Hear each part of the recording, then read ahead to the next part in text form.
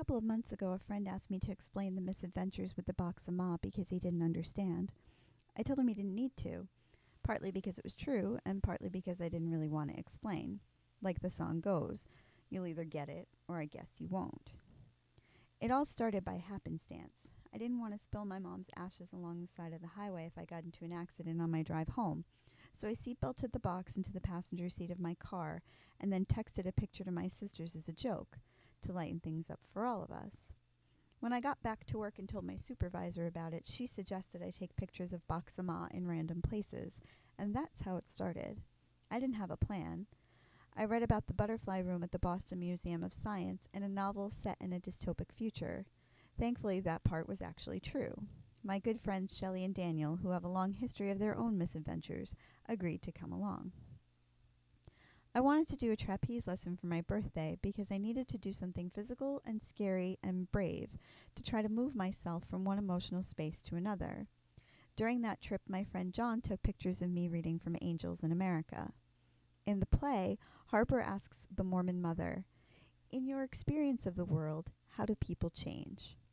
And she answers, "Well, it has something to do with God, so it's not very nice.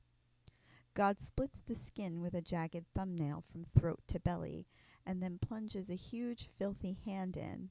He grabs hold of your bloody tubes, and they slip to evade his grasp, but he squeezes hard. He insists. He pulls and pulls till all your innards are yanked out. And the pain? We can't even talk about that. And then he stuffs them back, dirty, tangled, and torn. It's up to you to do the stitching. And then get up and walk around. Just mangled guts pretending. That's how people change." In the butterfly room at the Museum of Natural History, a woman told me that butterflies are messengers to the spirit world, and when one lands on you, it's granting you a wish to take back.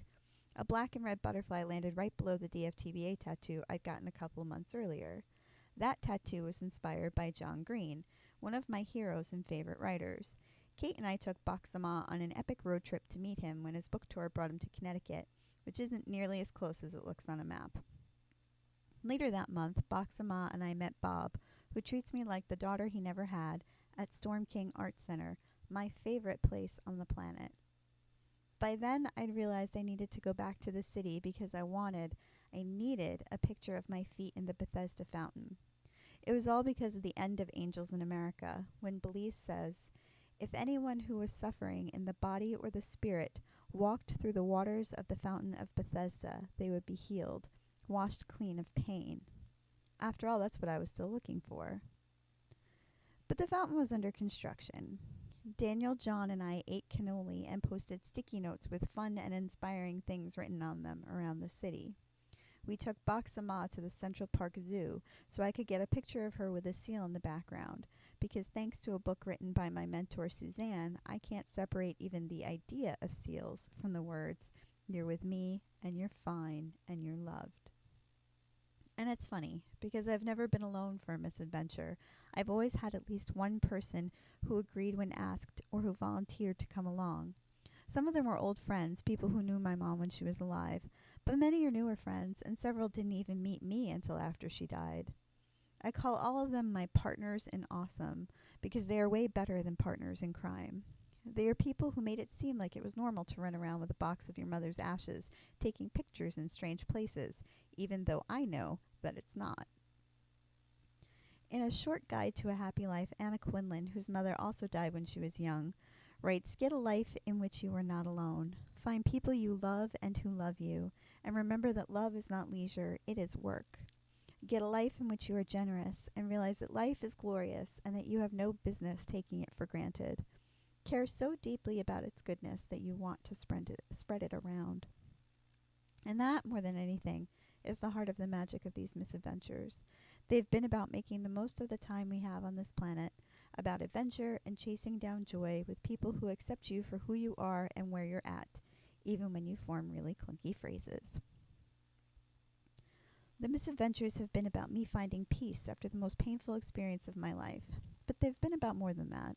They've been about connecting. In the last lecture, Randy Pausch wrote, "When we're connected to others, we become better people." And he's right. At least, I know I am. I have a tendency to crawl too deeply into my own head, to withdraw from people even as they reach out in comfort. These misadventures have helped me to stop doing that, have made it easier for me to risk more than just my physical safety, to let people care and help me to heal. Amanda Palmer concluded an epic blog post, "Nothing is impossible if you ask for help." And if nothing else, these misadventures have made me believe that. I think too often we are afraid to ask for help, to look weak, to face the possibility of being told that we're wrong or bad or annoying or stupid or unworthy, or worse, being ignored entirely. And so we don't ask for the help we need, even when it's something small, even when the people who care about us would happily do everything we request and more without a second thought. I celebrated my mom's birthday in a park with some friends. A couple weeks later, Bach and I spent a few days in Cape May, New Jersey, her favorite place on the planet, and where we'll eventually scatter her ashes.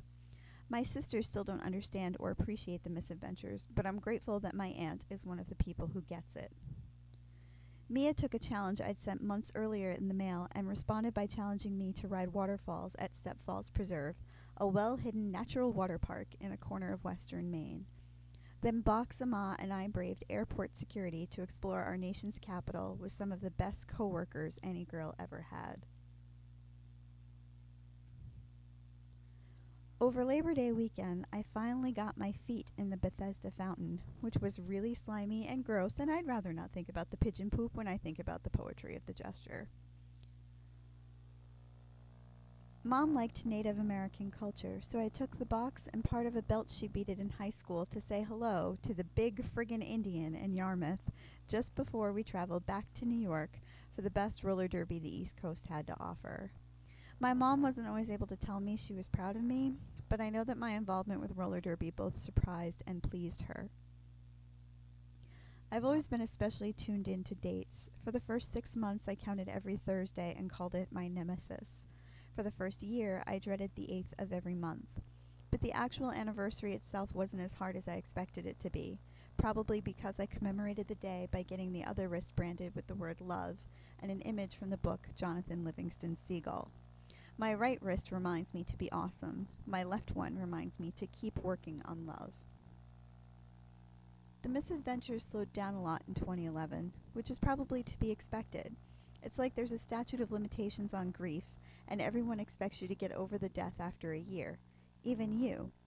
And maybe that's why Boxama spent more time on top of my fridge this year. She did come out to celebrate my birthday again, and then we crammed way too much activity into a 3-day weekend in Chicago with Emily.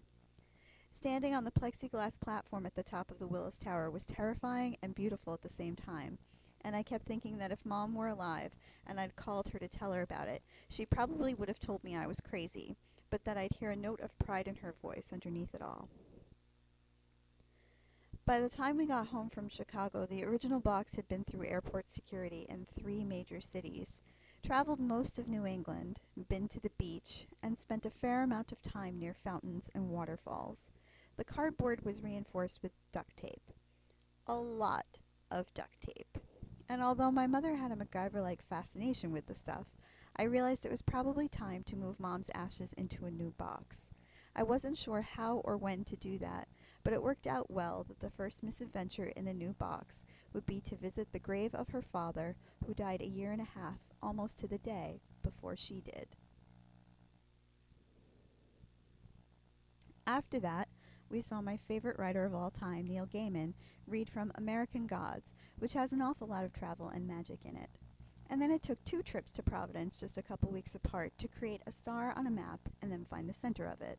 The Rhode Island misadventure was the only one I wasn't responsible for planning, and yet it's one of my favorites in that get it or you don't kind of way. The picture I took at the center of the star is way more boring than I'd like it to be, but the one I took immediately afterward of Emer pretending to have an alien in her stomach kind of makes up for it. Fall is my favorite time of year, even if now I will always think of it as the season my mom died. It's almost 2012, and I'm not sure how many misadventures Boxama and I have left. I know I still want to take her to Vermont, so she will have visited all of the New England states. I know I want to get a passport so we can both visit another country for the first time. Beyond that, I'm just trusting in the magic of the misadventures and my partners in awesome to lead me where I need to go.